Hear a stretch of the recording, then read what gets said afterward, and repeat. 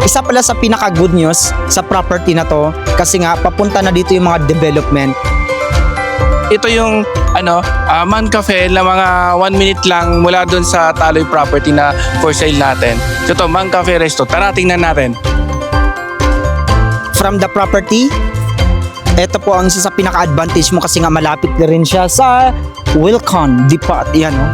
Ito. Tapos, ito yung mga another na mga establishment here sa Icelanders Cafe and Resto. At saka, ito po yung isa sa pinakasikat na restaurant here. Ito yun. Ayun, ang ganda kaya dito. Kaya, yun yung isa sa mga advantage mo. Kaya tanong ko lang, ano yung mga pinaka-potential pa ng yung mga property? Potential na. Oh, like mga 2 to 5 years na, ano pa yung mga nakikita mo mga development dito? Sige, may condominium naman si dyan. Si Robertsville. Galing. Saka may convenience store sa So ibig sabihin may mga convenience store na dito. meron po sa baba. Galing. So hindi na sila mahirapan, ano? Malapit lang din sa town. Oh. Malapit ka din sa La Union. Andyan, dito yung ng La Union, no? Galing. Puntang La Union. So, tapos dito, at tatayuan to ng subdivision rin dito. Oo, subdivision naman na. Dinidevelop nga ngayon eh. Galing, Sir, grabe no, sobrang dito. Akala ko, pero sobrang ganda rin pala yung environment dito. Siyempre, kita mo naman yung overlooking view doon, no? Oo. Oh, tapos ito, along Marcos Highway. Kita mo to. By the way, ito pala, no? Oh, tingnan mo, pakita natin tong Yan. Oh, park. Oh, wait. Ang ganda pala ng mga kapitbahay mo dito, Oh, yung pala may kapihan pa, oh. May view deck pa pala. Oh, di ba? Oh, may Batangas Pali doon tayo kumain nung nakaraan, di ba? Sa Batangas Goto. Sarap. Oh, tapos may bus mga dito, yan. Oh, daanan talaga. Bus na dito. So makikita mo yung makikita mo yung binebenta natin property. So ito yung property natin. Oh, yan oh. Yun. Yun na yung property natin. Yun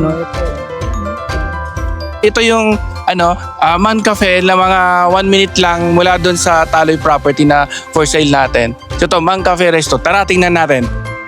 So ayan, may mga iba-ibang menu pang parang good taste. So dito siya pagpasok mo, uy, ganun. Wow, cool. Very cool. Ito, tahimik pa. May overlooking view pa kung makikita mo dito. Let's go dito. Kaya pwede mag-coffee rito. Makikita mo yung mga view at mga ongoing na developments dito sa along Marcos Highway. Tapos ito, may masarap na brewed coffee. Tapos sabayan mo pa ng milk. Ayan, tamang-tama sa malamig na panahon dito sa Baguio. Tara, coffee tayo. Cheers. Cheers! Victory! New partnership, new ventures.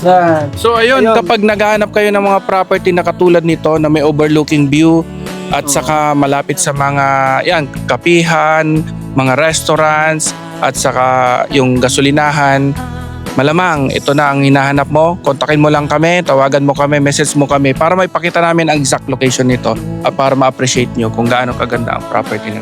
Yun guys, unahin mo na yung mga matagal pa nag-decide dyan para syempre sobrang potential nito para sa inyo. God bless!